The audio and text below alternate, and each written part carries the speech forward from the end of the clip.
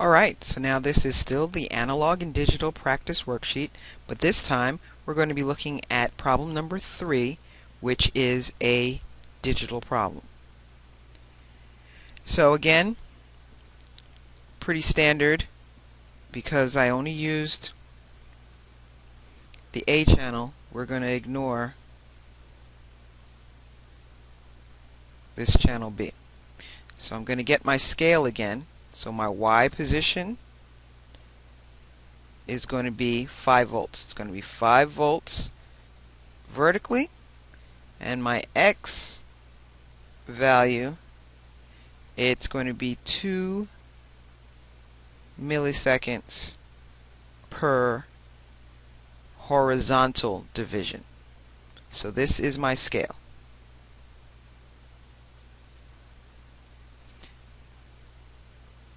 There's only one amplitude for digital signals, because all digital signals are, by definition, only above.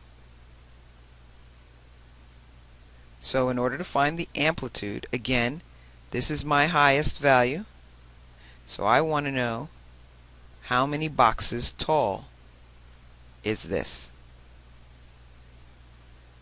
So again, I have my boxes to help you visualize. That's 1. And that's 2. So I have my 2 divisions, 5 volts per division.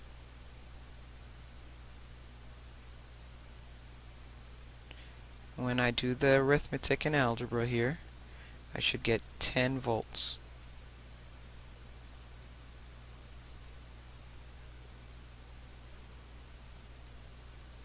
Calculating the period, that method doesn't change.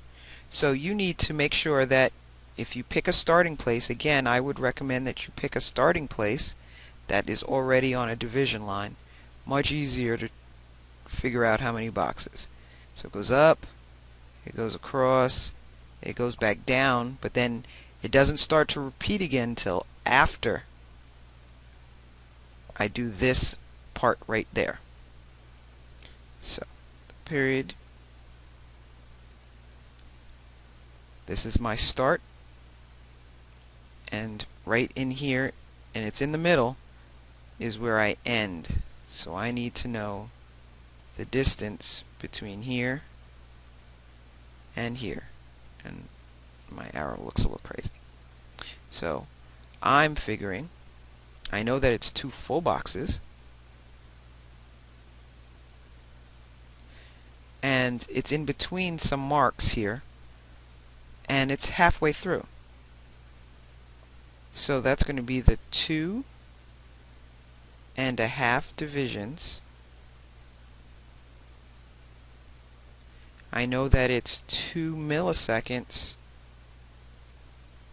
per division.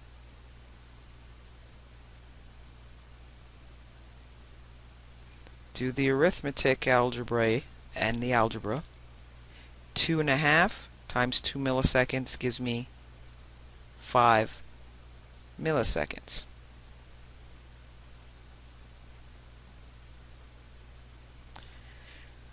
Frequency. So I know that's going to be the reciprocal of this, but remember, this needs to be converted from milliseconds to regular seconds. I need to move that decimal place 3 times to the left. So it's going to be 1 over 0.005. So 1 divided by 0.005 should, and you actually should be able to do this in your head, but should get you 200 hertz.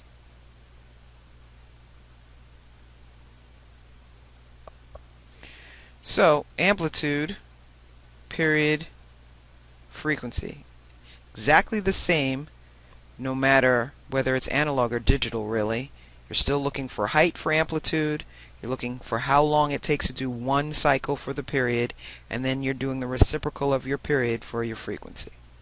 What's different for a digital signal is that we're also going to find the amount of time that it's at the highest value. So, the highest value, remember it's only two values. It's either up at the highest value or it's down at the lowest value. So I want to know,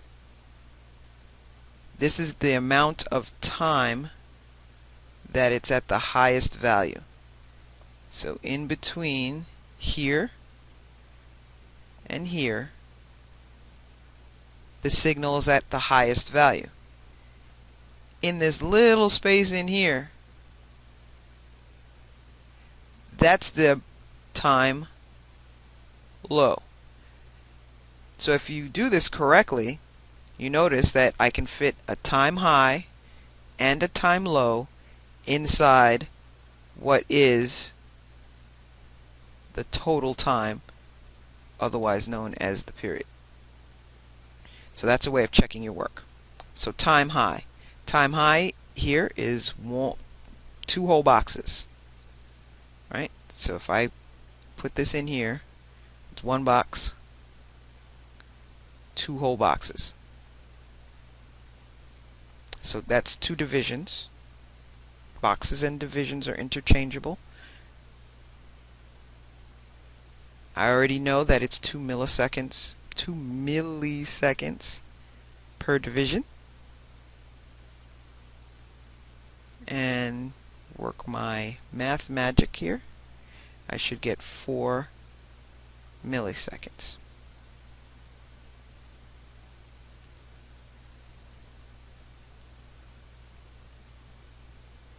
Now time low, the rest of that cycle would be low. So I know the full thing is 2.5. So the time low is really only half a box. So it's 0.5 divisions.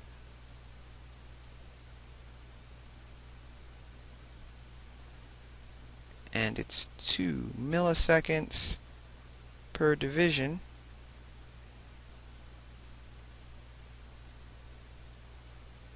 Work out the math. Half times 2 should get me 1 millisecond. And if we've done our work right, the time high plus the time low should bring me right back to this 5 milliseconds, which it does. So I know I did this work right. So now the only thing that we need to figure out is everybody's favorite, the duty cycle. Duty cycle is a percentage of how long is the signal at the highest level. What percentage of the time is it going to be at the highest level? And it's basically a formula. So DC stands for duty cycle. I know, haha, she said duty cycle. So it's the amount of time that it's at the highest level divided by the total amount of time, the period it takes to do one cycle, and then when I multiply that times 100, it will come out to be a percent. So the amount of time that it's high is 4 milliseconds. The amount of time total is 5 milliseconds.